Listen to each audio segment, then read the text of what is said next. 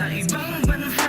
Wala kaming hindi kayang Hindi dahilan marabang hinaan dito sa gitnang silangan. Lagi kong tangan ang pag-asa, mabitbit at mauwi. Tanging pag-asa na pwede bumago sa hirap at bigati. Sunggal kahit na malayo para lamang sa aming limit.